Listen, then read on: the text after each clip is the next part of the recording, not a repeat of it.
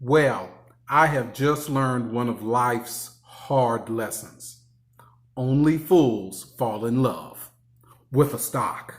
Hi, I'm John McNeil, and this is the Invest Strong Network. Welcome. GE. I loved GE. In fact, GE was my very first individual stock issue I ever purchased back in the late 1990s.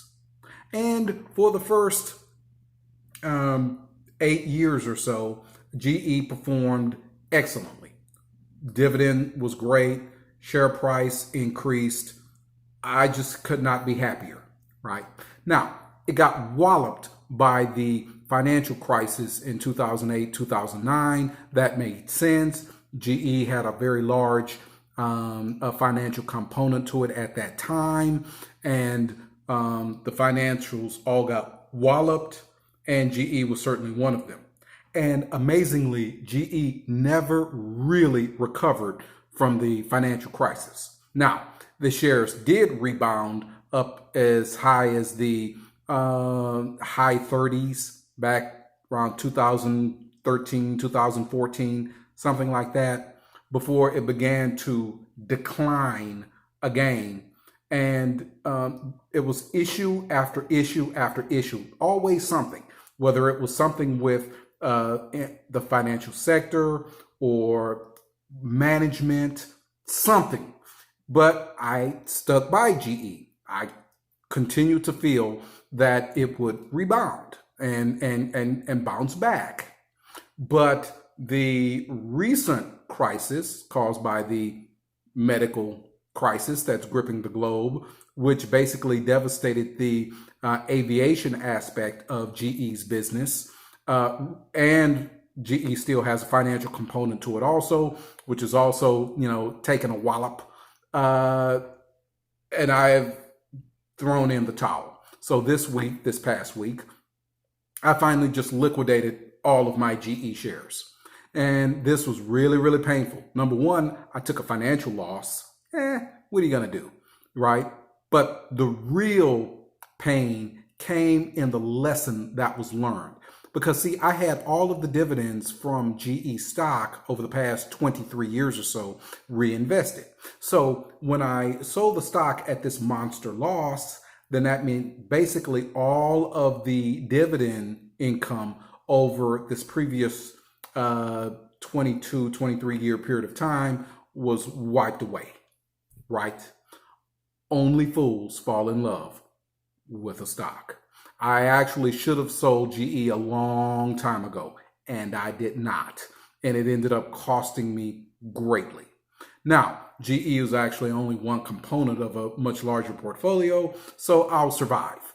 But the point is, the lesson for all investors is when you see a company whose fundamentals, they may have a storied history, but the fundamentals going forward are just not there. And then you start, hearing these rumors, seeing these things about upheaval in the C-suite and managers coming and going, and, there just seems to be a lack of direction. Sell. I don't care how much you love this thing. I don't care about how great its business was in years past. Right here, right now, and going forward, get rid of it. Right? It will cost you deeply, deeply in the end. And that's certainly what GE did for me. Looking at it now, to be honest with you, I think the vultures are kind of maybe circling around GE, right? I'm beginning to feel, looking at its various business components and how it's structured and whatnot, I think GE could be in a death spiral. Because since the 23rd of March, which was the market low, the stock market had rebounded actually pretty strongly. GE did not participate in that rebound. That is very, very bad news. And looking at it retrospectively, when I saw it did not respond to the market uptick, I felt the best thing to do was to get rid of it while there was still some value left. right? So, but please learn that lesson. And if you are holding something in your portfolio and you just kind of love it, it's a storied, corporation, but the reality is there's just no longer the underpinnings for a strong franchise going forward. Spare yourself the pain, sell it now, right? All right. There was also one other stock. Well, actually, there were two others, but one other in particular that I wanted to mention, and that was Cadence Bank Corp. Now, Cadence Bank Corp, ticker symbol CADE. It's actually a Houston-based bank, and so I was, trying to support, Houston-based bank. Bought the stock a couple of years ago, and the stock reached a high of 30, but had dropped to about 15 when I bought into it. And I finally sold it in its entirety at 5 and change, right?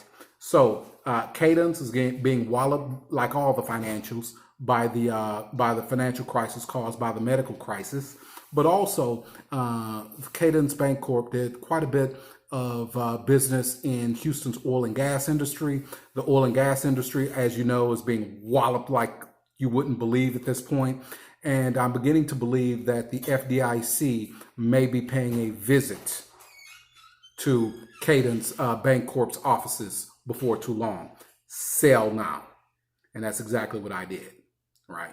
All right. So hopefully trying to spare myself some pain and trying to spare you some pain also going forward. Hope you appreciate this. If you have, please smash that like button. I'd appreciate it. And subscribe. How many times do I have to tell you? Subscribe. Thank you very much. And good luck.